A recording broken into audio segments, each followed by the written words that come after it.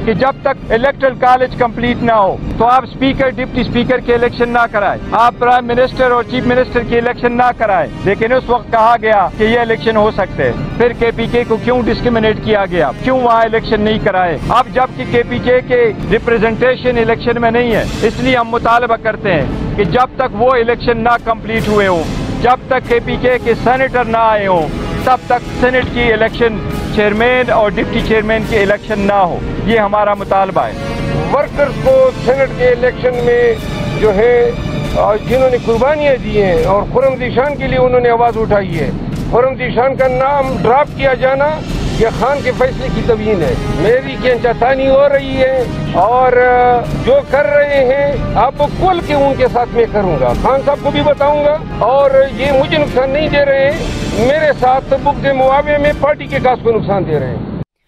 बिस्मिल्लाहिर्रहमानिर्रहीम। अस्सलाम वालेकुम नाज़रीन, कल सेनेट के चेयरमैन और डिप्टी चेयरमैन के इंतखाबात होने जा रहे हैं। पीपल्स पार्टी यूसुफ रज़ा गिलानी की कामयाबी के लिए एक्टिव है। सेनेट में पीपल्स पार्टी के सबसे ज़्यादा 24 अरकान हैं और इसके बाद PMLN के 19 हैं, PTI के भी 19 अरकान हैं, जबकि खैबर पख्तूनख्वा की 11 नशिस्तों पर सेनेट इलेक्शन नहीं हुआ, जिसकी वजह यह थी कि मखसूस नशिस्तों पर हल्फ नहीं उठाने दिया गया था। आज PTI ने इस्लामाबाद हाई कोर्ट से चेयरमैन और डिप्टी चेयरमैन सेनेट के इंतखाबात रोकने की दरख्वास्त की।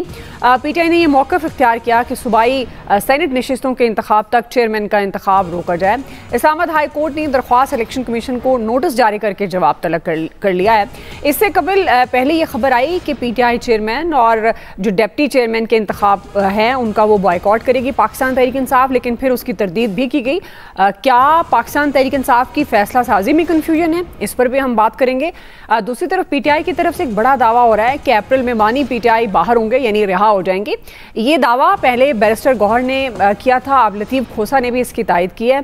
क्या ऐसे हालात हैं कि बानी PTI रिहा हो सकें? क्योंकि पिछले दिनों बानी PTI ने सख्त लहजा इख्तियार करते हुए आम शख्सियात पर इल्ज़ामात एक बार फिर आयद किए। सिर्फ यही नहीं, PTI के अंदर इख्तलाफात के हवाले से भी मुख्तलिफ रहनुमाओं के बयान भी सामने आए। इस तमाम सूरत हाल की मुनासबत से एक्सपर्ट्स के लिए आज का बड़ा सवाल, इख्तलाफात, कन्फ्यूजन और कानूनी मामलात PTI चैलेंजेस का मुकाबला कर पाएगी या नहीं।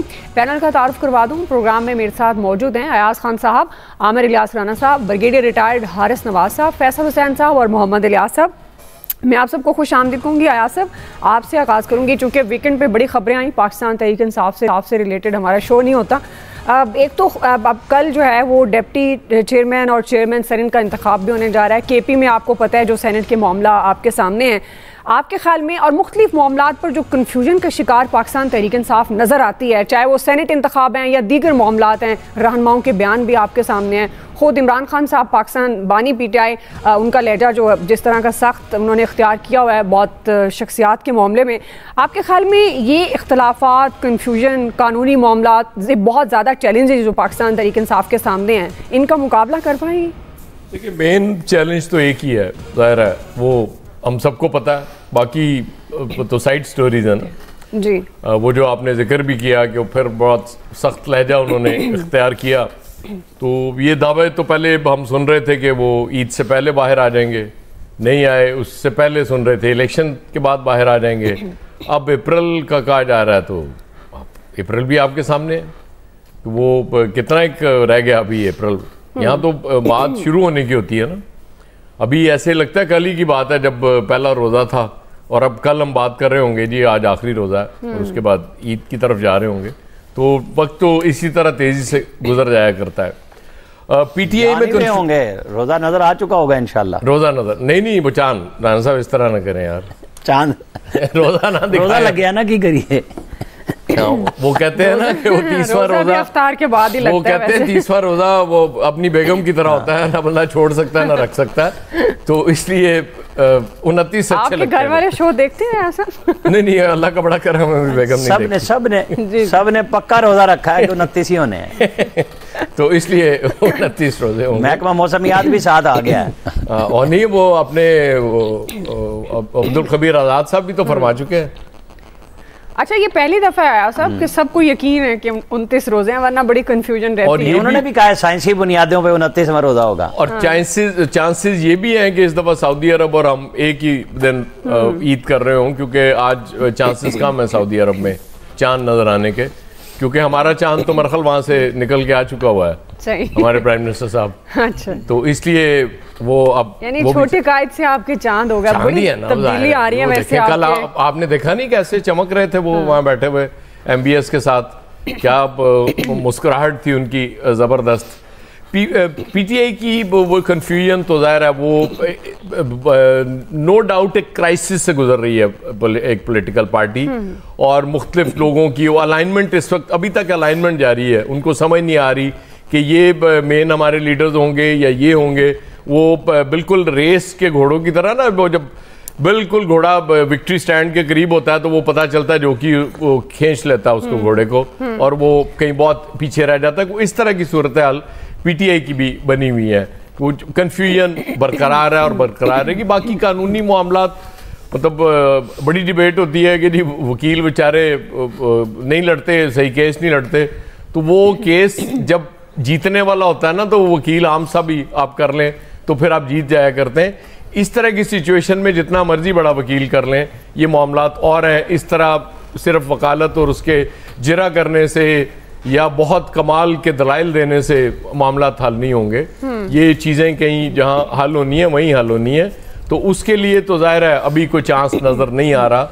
इसलिए मुझे नहीं लगता कि कोई जल्द इमरान खान साहब की रिहाई का कोई इम्कान है या इनके मसाइल ख़त्म होने का इम्कान है। सेनेट इलेक्शन के हवाले से उनकी बात ठीक है, क्योंकि वो जो दोहरा मयार अपनाया गया है थ्रू आउट, कभी कहते हैं कि जी वो पूरा है कोरम इसलिए जी कर दें, कोई नहीं उनकी ज़रूरत नहीं, कभी कहते हैं नहीं वो जब तक पूरा नहीं होगा ये इलेक्शन नहीं हो सकता। तो ये भी मतलब आपके सामने है ना, पिक एंड चूज़ है कि जी हमने नहीं कराने इलेक्शन, जब नहीं कराने, हमने जब इलेक्शन कराने आप जो मर्जी कर लें, हमने कराने हैं। तो वो जो इस्लामाबाद हाई कोर्ट से कोई उम्मीद थी इनको कि शायद वो इलेक्शन रोक देंगे, वो उन्होंने नहीं रोका। प्रैक्टिकली उन्होंने इलेक्शन रोकने की इस्तदा मुस्तरद की है। जब नोटिस कर दी है और कल इलेक्शन है तो इसका क्या मतलब है? चीजें सीधी हैं, दुआ, इसमें कोई हैरत वाली बात नहीं। जी आमिर साहब, चीजें इतनी सीधी हैं कि हैरान नहीं होना पड़ेगा। जिस तरह अयाज साहब जिक्र कर रहे हैं, सेनेट के मामले को लेकर पाकिस्तान तहरीक इंसाफ और जो कानूनी मामलात हैं, कन्फ्यूजन का शिकार वो शुरू से नज़र आ रही है। और इस मौके पर जब पाकिस्तान तहरीक इंसाफ को बतौर सियासी जमात जुड़ के रहना चाहिए था, तो बहुत सारे मामलात बड़े रहनुमा वो कहते हैं अगर हमने अब कुछ बोल दिया तो फलां का नुकसान हो जाएगा।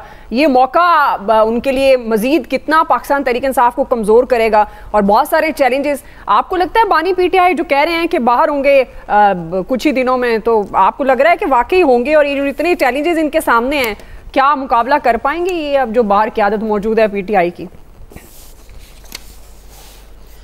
इस फिक्रे से कि पिक एंड चूज होती है। KP असम्बली में इतनी बहादुरी थी तो गवर्नर के इजलास के बाद स्पीकर और डिप्टी स्पीकर का इलेक्शन हुआ, ना कराते, ना लड़ते कि हमारे मखसूस नशिस्तें दी जाएं।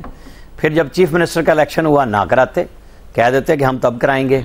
असूली बात हो जाती कि जी देखें हमने तो अपना जीता हुआ इलेक्शन भी हम इसलिए नहीं लड़ रहे कि हमें हमारी मखसूस नशिस्तें दें। जब वो सारा कुछ कबूल कर लिया तो फिर जब आप हार गए 5 जजों से, KP पेशावर हाई कोर्ट से, तो फिर आपको तो और कानूनी तौर पे, आईनी तौर पे असम्बली का इजलास की भी जरूरत नहीं है। स्पीकर वैसे भी हलफ ले सकता है मेंबर्स के साथ। लेकिन चूंकि यहाँ पे पिक एंड चूज ये है कि यहाँ हमने मुकदमा इस तरह लड़ना है, तो लिहाजा उस तरह ही लड़ा जा रहा है। और फिर गंदा करने के लिए कि जी चलें इस्लामाबाद हाई कोर्ट चलते हैं, हम चेयरमैन सेनेट और डिप्टी चेयरमैन का इलेक्शन रुकवाने आए हैं। तो फिर जवाब वही मिला जो उनको पता थी। अभी आप टॉक शोज में सुन लीजिएगा कि हमें तो पता था chief justice Islamabad high court ने यही कुछ करना है।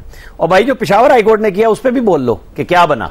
अब आप आ जाएं कि जी इमरान खान साहब बाहर होंगे। इमरान खान साहब को आखिर एक दिन बाहर आना ही है, वो अप्रैल हो, वो मई हो, वो जून हो, वो कौन सा महीना, कौन सा साल होगा। अभी तक तो जो स्टेटेड पॉलिसी है वो ये है कि जमानतें सारी भी मिल जाएं, बरी भी हो जाएं, तो केसेस बेपनाह पड़े हुए हैं जिसमें पब्लिक में नहीं आने दिया जाएगा।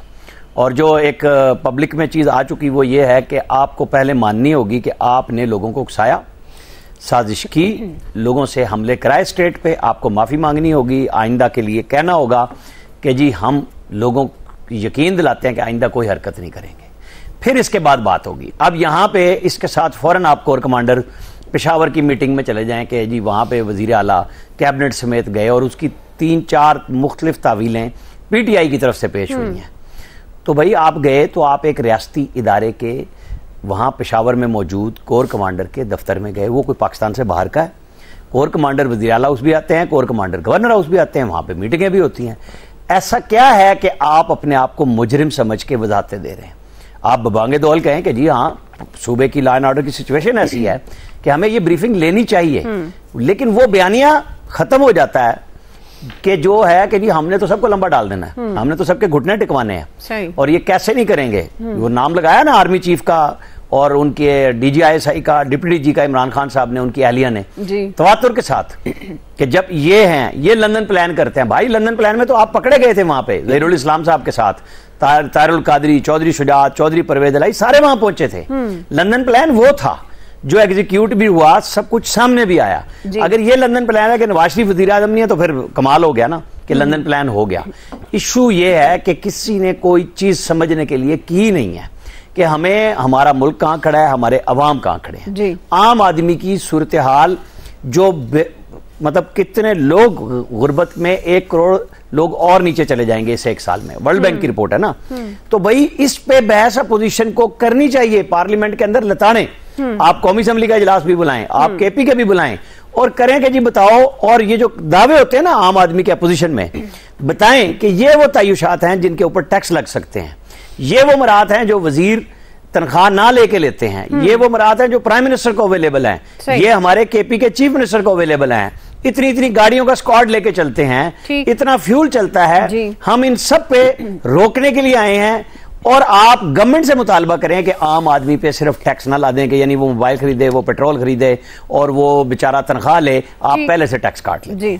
तो ये तब बात बनेगी। लेकिन वहां तो यह है कि मैंने नहीं मानना, मुझे बाहर लाओ, और उसकी पूरी पार्टी इस बात पे लगी है कि हमने उसे लाना, अल्लाह करे वो आ जाए, कल आ जाए हमारी तरफ से। जी फैसल साहब आपको क्या लग रहा है? और अब ये जो इख्तलाफात, कन्फ्यूजन क्या मुतहम्मिल है पाकिस्तान तहरीक इंसाफ बतौर सियासी जमात? इस वक्त एक दिन कोई फैसला होता है, दूसरे दिन कोई और। फिर मज़े की बात है कि बाहर जो उनके तर्जुमान हैं वो भी तकसीम का शिकार नज़र आते हैं। कोई उसी वक्त कुछ कह रहा होता है तो दूसरी तरफ वही उसी बात को बिल्कुल उसके उलट कह रहा होता है। फैसल साहब, ये जो तहरीक इंसाफ के अंदर के जो इख्तलाफात है ना, ये सिर्फ अंदर के इख्तलाफात है, इस पर बाहर कोई असरात नहीं पड़ रहा। पार्टी की तंजीम साजी पर असरात नहीं पड़ रहा। अच्छा, इसलिए नहीं पड़ रहा है कि पार्टी के पास तंजीम ही नहीं है, तो तंजीम कौन सी पार्टी है? तहरीक इंसाफ जो तबाह हो जाएगी।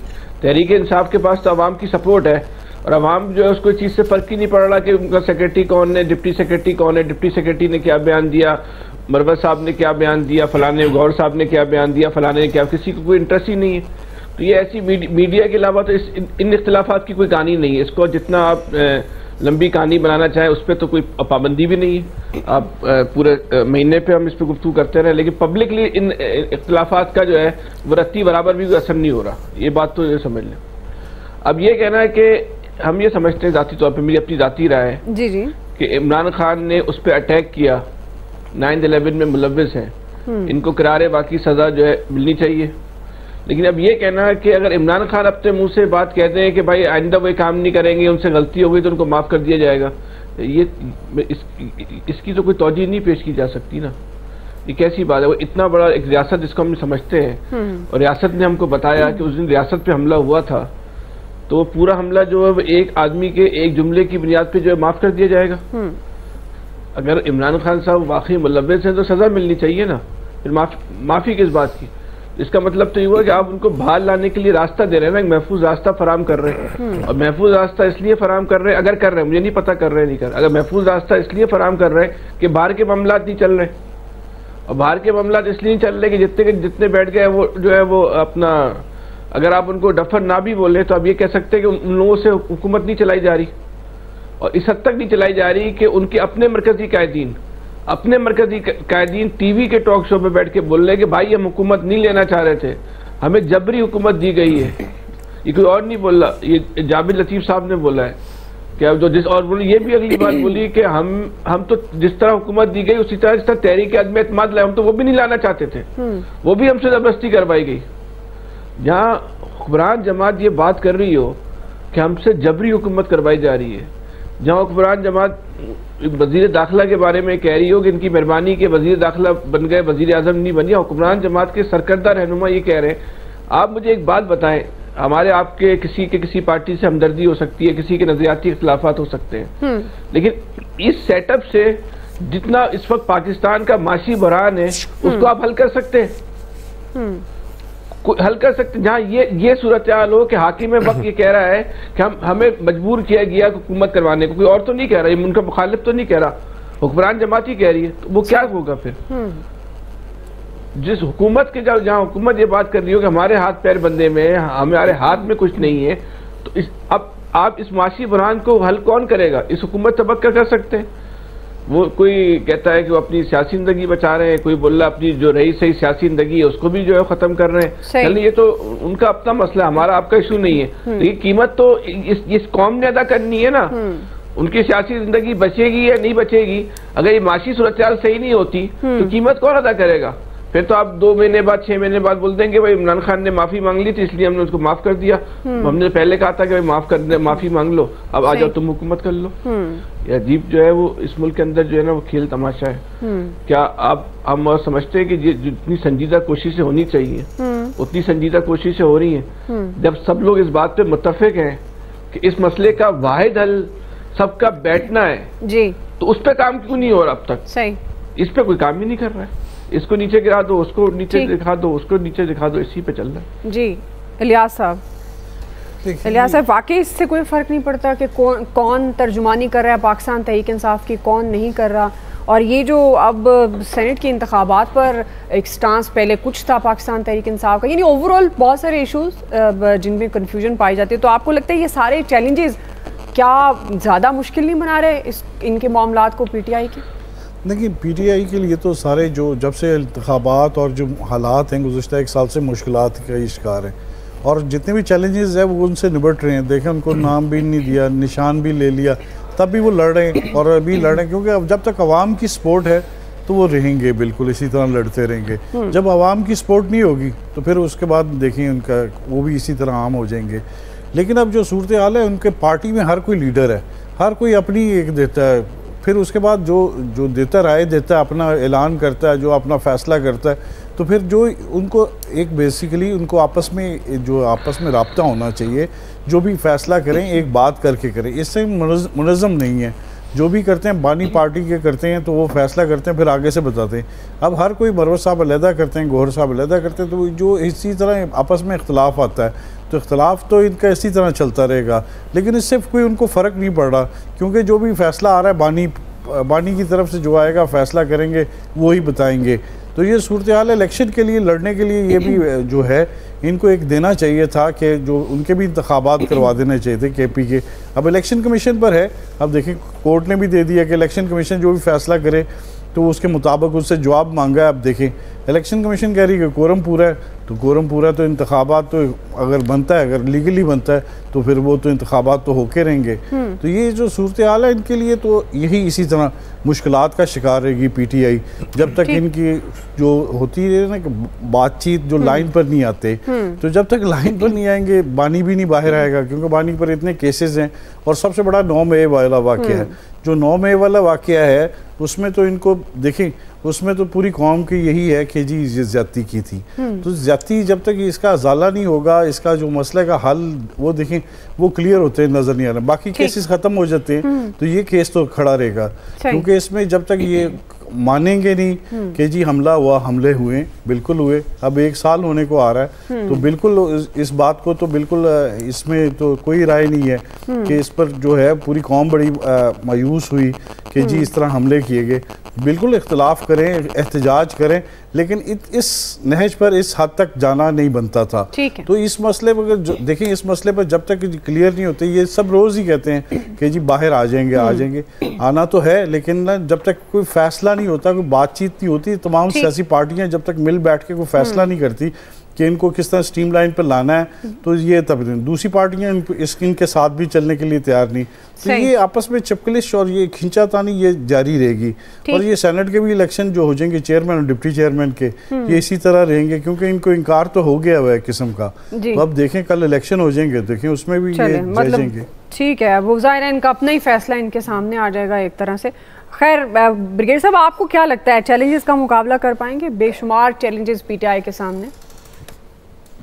देखिए दुआ बात यह है कि ये जो इस वक्त पीटीआई की इंटरनल पॉलिटिक्स है ये बहुत ही कंफ्यूजन का शिकार है, और खास तौर पर जब पार्टी लीडरशिप लीडरलेस होती है, जिसमें मेन लीडर जो है देर आउट ऑफ सीन, साथ बानी पीटीआई जो है वो जेल में हैं, वहां से उनकी बात कुछ होती है, कोई लॉयर जाते हैं, फिर उनके पोलिटिकल पार्टी जाते हैं, कोई सेक्रेटरी जाते हैं, और हर एक इस वक्त चाह रहा है कि वो पार्टी लीडर बने और अपनी दो की इकट्ठी करना चाहता है ताकि उसको कोई पोलिटिकल बेनिफिट हो सके। ये पार्टी के लिए सबसे नुकसानदेह है। इसके लिए पार्टी को सोचने की जरूरत है कि एक अपना स्पोक पर्सन डिटेल करें और बानी पीटीआई उसको खुद अनाउंस करे, चाहे वो इलेक्शन पे जाते हैं, जब कोर्ट डेट पे जाते हैं वहां जर्नलिस्ट के सामने अनाउंस करें। अंदर कुछ बात होती है, बाहर कुछ हो जाती है। अब लतीफा तो कह रहे हैं कि ये अप्रैल में बाहर आ जाएंगे, जो कि उनकी काफी ये सटल लग रही है कि वो वापस आ जाएंगे। केसेस उनके एक तोशा खाना का केस है, वो भी कोई इतना, साइफर का केस भी इतना मुश्किल नहीं है, और लेट्स सी कि बाकी क्या केसेस का होता है। लेकिन देखना ये है कि आप कितने मुनज़्ज़म तरीके से आप पार्टी को लेके चल रहे हैं, और फिर आपके लॉयर जो है वो किस तरीके से आपके केसेस को चल रहे हैं। मुझे अभी तक लगता है काफी आपस में डिस्टर्बेंस है, कहीं कोई लीडर लॉयर जहाँ जाता है कोई गैरहाजिर हो जाता है, उसकी वजह से प्रॉब्लम हो जाती है। यहाँ पर बहुत ही जरूरी चीज है कि आपके सेनेटर अली जफर हैं, फिर आपके सेक्रेटरी जनरल हैं, आपके जो ये उमर ये हैं, उसके बाद आपको ये सबको मिलके इकट्ठा होना चाहिए। जो उमर अयूब की प्रॉब्लम है ये they have to be together. मुझे लगता है कि अभी काफी कंफ्यूजन है, हर एक अपनी मर्जी की बात करता है और कोशिश करता है उसे माइलस्टोन अचीव करे और उसको आने पॉलिटिकल गेन्स हो। तो इन एनवायरमेंट्स के अंदर अगर ऐसे चलता रहेगा तो पार्टी को बहुत नुकसान हो रहा है और नाकाबिले तलाफी नुकसान होगा। इसलिए यहाँ पर जनरल सेक्रेटरी जो उमर अयूब है, इनकी रिस्पॉन्सिबिलिटी है कि ये बैठे, कोर कमेटी की मीटिंग करें, कुछ ना कुछ डिसाइड करें, और उसके बाद एक प्रॉपर लाहेअमल करें और वो अनाउंस करें कि जी ये हमारा डिसीजन है, ये हमारा स्पोक पर्सन है। नोबडी विल टॉक लॉयर का। आप समझते हैं कि इसी तरह से इख्तिलाफात रहे मजीद पार्टी को नुकसान हो सकता है। बहरहाल जी इख्तिलाफात, कन्फ्यूजन और कानूनी मामलात, और साथ ही पाकिस्तान तहरीक इंसाफ की सियासी और कानूनी हिकमत अमली, क्या बड़े चैलेंजेस हैं। क्या ये जो कानूनी सियासी हिकमत अमली है इससे पाकिस्तान तहरीक इंसाफ को नुकसान पहुँच रहा है? राय आपने जान ली एक्सपर्ट्स की। ब्रेक ले रहे हैं, ब्रेक से वापस आएंगे। दूसरा बड़ा सवाल, MQM या पीपल्स पार्टी कराची में अमन व अमान की सूरत हाल पर किसका मौक़िफ़ दुरुस्त है, इस पर हम राय लेते हैं ब्रेक के बाद। सूबाई वजीर दाखिला को बुलाएं, जिन्हें ये पता होना चाहिए कि एक हफ्ते पहले नहीं आई ये वजारत दाखिला पीपल्स पार्टी के पास। 16वां साल है वजारत दाखिला पीपल्स पार्टी के पास, और उस 16 साल में सूरत हाल ये है कि ना कराची में शहरी महफूज है और ना सिंध का आखिरी कोने कश्मीर में शहरी महफूज है। क्या हमारे तसव्वुर से में ये बात आ सकती है कि कराची में जितनी चोरी के मोबाइल फोन की मार्केट है वो पुलिस की सरपरस्ती के बगैर चलती है? ये कहना कि आम सा स्ट्रीट क्राइम है, ये आम सा स्ट्रीट क्राइम कहने वाले को शर्म आनी चाहिए। मनपसंद वज़ीर आला आ गया, ऐसा लग रहा है कच्चे के डाकुओं में खुशी की लहर दौड़ गई, और कच्चे और पक्के के डाकू दोनों मुश्तरका तौर पर खुशी के शादियाने बजा रहे हैं। लाइसेंस टू किल मिल गया है, नए IG के अपॉइंटमेंट, नए वजीर दाखिला और वजीर आला सिंध के दोबारा तीसरी बार तैनात होने के बाद। नाज़रीन, MQM और पीपल्स पार्टी के दरमियान ताल्लुकात उतार चढ़ाव का शिकार रहते हैं। कभी ये दोनों जमातें इत्तेहाद करती हैं और कभी एक दूसरे पर तनकीद शुरू कर देती हैं। आजकल कराची के अमन अमान की सूरत हाल पर भी MQM और पीपल्स पार्टी आमने सामने हैं। MQM ये कहती है कि सिर्फ कराची में रेंजर्स को इख्तियारात देने से जराइम नहीं रुकेंगे, बल्कि रेंजर्स को पूरे सूबे में यकसा इख्तियारात दिए जाएँ। सेनेटर फैसल सब्जवारी ने कहा कि सिंध हुकूमत इंतखाबात में कामयाबी के खुमार से ही नहीं निकल पा रही। कराची में स्ट्रीट क्राइम की वारदातों में आम शहरी कत्ल किए जा रहे हैं और कई बार मुजरिम पुलिस की ही सफ़ों से मिलते हैं। वज़ीर दाखिला सिंध से मुतल्लिक फैसल सब्जवारी कहते हैं कि उन्हें अपना रवैया दुरुस्त करना होगा। आप पूरे सूबे के वज़ीर दाखिला हैं, किसी के कोऑर्डिनेटर नहीं है। वज़ीर दाखिला सिंध ज़ियाउल हसन ने MQM के बयान पर रद्द-ए-अमल दिया। कहा कि MQM हुकूमत में हो तो सब अच्छा होता है, जब MQM इक़्तिदार से बाहर हो तो सब बुरा क्यों नज़र आता है। दुनिया जानती है कि मगरमच्छ के आंसू कौन बहाता है। इस पर सूबाई वज़ीर शर्जील मेमन भी ये कहते हैं कि MQM का बयानिया पुलिस के जवानों का मोरल डाउन करने की कोशिश है। सियासी रहनुमाओं की कानून की हुक्मरानी को कमज़ोर करने से गुरेज करना चाहिए। MQM और पीपल्स पार्टी में कौन ठीक है कौन गलत, इस बात करेंगे। फैसल साहब, आपसे आगाज़ करिए। आप ये जो अमन अमान की सूरत हाल पर दोनों का मौक़िफ़ MQM वो भी आपके सामने, और जो वज़ीर दाखिला सिंध कह रहे हैं, क्या वो दुरुस्त है या फिर जो MQM कह रही है वो दुरुस्त है?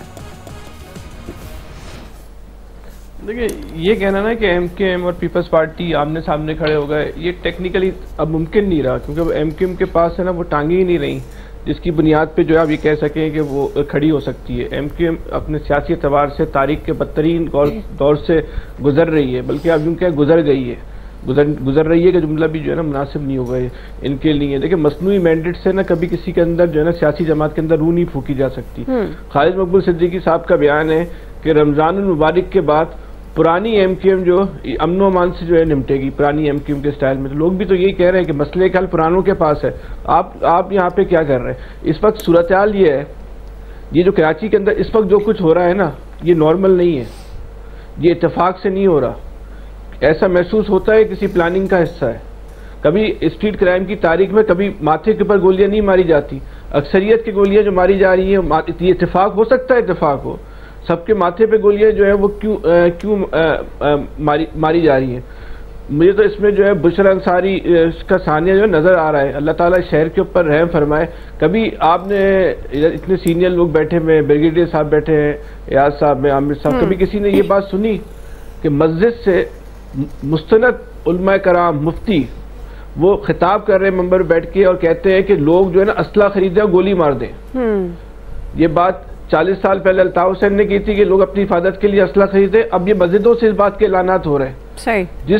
जिस शहर के अंदर मसाजिद से ऐलानात शुरू हो जाए और कोई खाली खतीब नहीं कर रहे, मुस्तरद मुफ्ती तारिक मसूद साहब, उनका परसों का शब जो 27वीं शब का बयान, और कह रहे हैं कि 27वीं शब को ये कौम जो है वो यौम में बद्दुआ करे, यानी कि 27वीं शब को जो दुआ मांगी जाती है, कहा जाता है कबूल होगा। तो तारिक मसूद साहब ने कहा कि किसी ने दुआ नहीं मांगनी, इस हुकूमत की बर्बादी के लिए बद्दुआएं करनी है।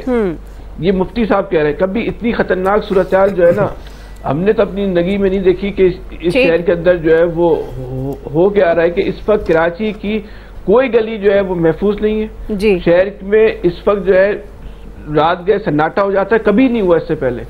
और हमारे वजीर दाखिला साहब फरमा रहे हैं कि मीडिया और सोशल मीडिया इसको जरूरत से ज्यादा उछाल रहा है। सही। इस वक्त कराची में को फौरी तौर पे जो है फौज के हवाले कर देना चाहिए, इमरजेंसी लगा के, अगर शहर में किसी खुदा ना खास्ता बड़े सानिए से बचना है और कोई बशा जदी सानिए से बचना, वरना शहर की सूरत हाल बहुत ही ज्यादा खतरनाक हो चुकी है और किसी भी लम्हे जो है चिंगारी जो है वो आग बन जाएगी। जी आमिर साहब। देखें, जो बात हो रही है ना, आर्टिकल 245 देखें, जहां ब्रिगेडियर साहब का साहब का महकमा, वैसे तो साहब का होता ही नहीं है, वो रहता है, तो आर्टिकल 245 के तहत सिंध गवर्नमेंट को बराह रास्त फौज को तलब करना चाहिए। बात यह है कि जो हालत कच्चे के डाकुओं ने पूरे पाकिस्तान में बनाई हुई है, ये सिर्फ सिंध का, कराची का इशू नहीं रहा, हर जगह से लोगों को मुख्तलिफ तरगीबात देके, ज़ाहिर है हम पूरी कौम वो हैं जो डबल पैसे कराने के हर वक्त चक्कर में रहते हैं। अभी एक बड़ा स्कैम मौजूद है नैब के पास, जहां डबल करने के चक्कर में बेशुमार लोग पैसे फंसा चुके हुए हैं। ये हम कब बाज आएंगे वो नहीं आ सकते, लेकिन क्या सिंध गवर्नमेंट, जिस पे आज एमक्यूएम की इस बात को छोड़ दें कि उनके पास मैंडेट है या नहीं है, मुतालबा उनका क्या गलत है? क्या वो ये इसलिए नहीं कह रहे कि भाई सिर्फ कराची में है, पूरे अंदरूने सिंध में क्या डकैती चोरी गर्म है, जहाँ पे लोगों को ला के पुलिस की मदद से, हमने परसों जब लास्ट प्रोग्राम था जो मैं रात को उसमें भी कही थी कि वर्दी में जो निकल रहे हैं वो वर्दी वाले पुलिस वाले हैं जो डाकुओं की सूरत में कराची में पकड़े जा रहे हैं या अंदरूनी सिंध में, स्पेशली मैं ये बात कर रहा हूँ जी। और अभी रिपोर्ट्स आ रही हैं कि जितने लोग मगवी बाहर आते हैं वो पुलिस की मकामी थानों की मदद से आते हैं। ठीक, तो ये कौन सा काम है? मैं बिल्कुल आर्मी चीफ से भी कहूंगा, प्राइम मिनिस्टर से भी कहूंगा, क्योंकि यहाँ पे कह देने में कोई हर्ज नहीं होता, क्योंकि हकीकतें हमारी बिल्कुल सामने है जी जी, कि ये डाकू आपके और हमारे बड़े हो चुके हुए हैं कि बख्तरबंद गाड़ियों में जाते हैं, वो बख्तरबंद गाड़ियां छीन लेते हैं, सब कुछ वो कर लेते हैं। तो ये चीजें बड़ी जरूरी हैं। ये छोड़ दें कि मैंडेट किसका है क्या नहीं है। क्या एमक्यूएम ने ये बात आम आदमी की नहीं की?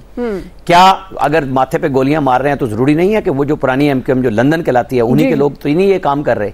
ये सब इंटेलिजेंस एजेंसियों का फेलवर बन जाएगा और उनके लिए क्वेश्चन मार्क बन जाएगा लॉ एंड ऑर्डर संभालने वालों का। अब छोटी सी बात मैं करूं, जो आज 20 लोग 20 लोग छोड़े गए हैं फौजी अदालतों वाले, जिनको 1 साल तक की सजाएं भी हुई थी। ठीक। तो सुप्रीम कोर्ट की इंस्ट्रक्शन थी और आर्मी चीफ ने बहुत सारों की सजाएं माफ करके सानिया 9 मई वालों को छोड़ा है जी। और ये भी उस बुनियाद पे क्योंकि स्टे सुप्रीम कोर्ट से हुआ था, जिसकी बुनियाद पे आर्मी ने जो फैसले कर लिए थे ना, जिसमें मतून किया जाता है कि जी आर्मी एक्ट 30 दिन में फैसला कर लेता है, आपने अपील करनी हो कर लें। ठीक। तो ये जो जाके रुकवाया ना सुप्रीम कोर्ट के अंदर, ये हम उसका खमियाजा भुगत रहे हैं। तो अब भी होश के नाखून लेने चाहिए। अल्लाह करे कि अब सुप्रीम कोर्ट का बेंच बैठ रहा है, फैसला करें, आगे चले फिर। जी अयाज साहब, दुआ कराची का अलमिया ये कि इससे मोहब्बत का दावा तो सारे करते हैं, ओनरशिप नहीं देता किसी को।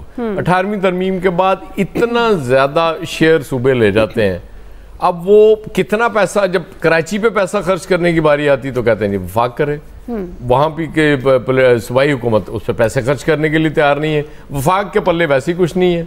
वो तो बड़ी मुश्किल से अभी भी प्राइम मिनिस्टर साहब ने कोई वो एक्स्ट्रा तनख्वाहें बढ़ाने की बात की अपने ब्यूरोक्रेट्स की, उनके पास तो बेचारों के पास है ही कुछ नहीं ना, वो क्या करें, मजबूरी है। और कच्चे के डाकुओं का क्या यार ड्रामे होते हैं इस मुल्क में, खुदा की कसम। जब इलेक्शन नहीं कराने थे पंजाब में तो वहां एक ऑपरेशन का ड्रामा किया गया कि जी कच्चे के डाकुओं के खिलाफ, पुलिस तो सारी वहां बिजी है, हम तो लॉ एंड ऑर्डर के लिए दे ही नहीं सकते फोर्स। क्या खूबसूरत बात है। उस वक्त भी लोग ये कह रहे थे कि ये पैसे बनाने के लिए ऑपरेशन किया जाता है। उसके बाद फिर एक ऑपरेशन वहां किया गया, लेकिन उसका कोई उसका फायदा ये आपको अब नजर आ रहा है कि वो पूरे मुल्क में वो कच्चे के डाकू पक्के के डाकुओं के साथ मिलकर पूरे मुल्क में उन्होंने मुसीबत डाली हुई है। लोगों को अगवा किया जा रहा है। मतलब खुदा का खौफ करें यार, मतलब हमने इस मुल्क को, मेरा ख्याल है इसके लोगों को हमने डाल दिया कि जी अल्लाह के हवाले हैं, ये किसी को कोई फिक्र नहीं है। महंगाई और वो तो एक तरफ छोड़ दें ना, अमनो मान के हालात भी ऐसे ही हैं कि कोई किसी को फर्क नहीं पड़ता किसी चीज से। वो कहते हैं बस ठीक है, ये मतलब जब तक इनकी जिंदगी है ये रहेंगे इस दुनिया में, जब वो कहते हैं नहीं वक्त पूरा हो गया तो बस मर जाएंगे। बिल्कुल वो हालत इन्होंने हमारी कौम की और आवाम की कर दी हुई है। तो बस अल्लाह ही मालिक है, जब तक ये चल रहा है दुआ करें ये चलता रहे, बददुआओं तक बात ना ही पहुंचे तो बेहतर। सही है। सर आप भूल रहे हैं गरीब मुकाऊ पॉलिसी भी होती है हर हुकूमत की। क्विकली ब्रेक, नाज़रीन ब्रेक से वापस आएंगे। यही सवाल ब्रिगेडियर साहब इलियास साहब का टेक लेते हैं, हमारे साथ रहिएगा। वेलकम बैक नाज़रीन। इलियास साहब आपको क्या लगता है कराची में अमन अमान की सूरत है? ज़ाहिर है रेंजर्स अब रेंजर्स का मुतालबा कर रही है MKM और अब पाकिस्तान पीपल्स पार्टी, वज़ीर दाखिला सिंध कहते हैं कि जब MKM हुकूमत में होती है तो सब अच्छा होता है, जब वो इक़्तिदार से बाहर होती है तो बुरा हो जाता है। आपको कौन ठीक लग रहा है इलियास साहब? देखिए जी, इसमें आप देखें, इसमें आपके रोज़ TV पर मीडिया पर आप देख रहे हैं रोज़ वारदातें जो हो रही हैं, उसमें से सब चीज़ सब पता चल जाता है कि वारदातें हो रही हैं। ये ज़ुबानी कलामी बात नहीं है। लोग उधर के लोगों से पूछ लें कि उधर के क्या हालात हैं, कि जिस तरह लोग रात को निकल नहीं सकते, नो गो एरिया बन चुके हैं। तो इस सूरत हाल में अगर ये मुतालबा कर रहे हैं कि अगर बुला लिया जाए, इमरजेंसी नाफिज करके फ़ौज को बुला लिया जाए या रेंजर्स को, तो इसमें कोई बुरी बात नहीं है, लोगों को रिलीफ मिलेगा। इसमें जो कच्चे से डाकू इधर आए हुए हैं तो जो वारदातें कर रहे हैं तो उनको कंट्रोल करने, इसमें मोराल नीचे नहीं जाता। पहले भी आ चुकी है, पहले भी फोर्सेस आई हैं और आके उन्होंने सूरत हाल को बेहतर किया है। तो अब भी कोई ऐसा मसला नहीं है, इसमें आना चाहिए, बिल्कुल लोगों को रिलीफ देना चाहिए। वरना तो शहर में देखें लोगों के पास पहले खाने को कुछ नहीं है और एक निकलते हैं तो डाकू मारते हैं उनको।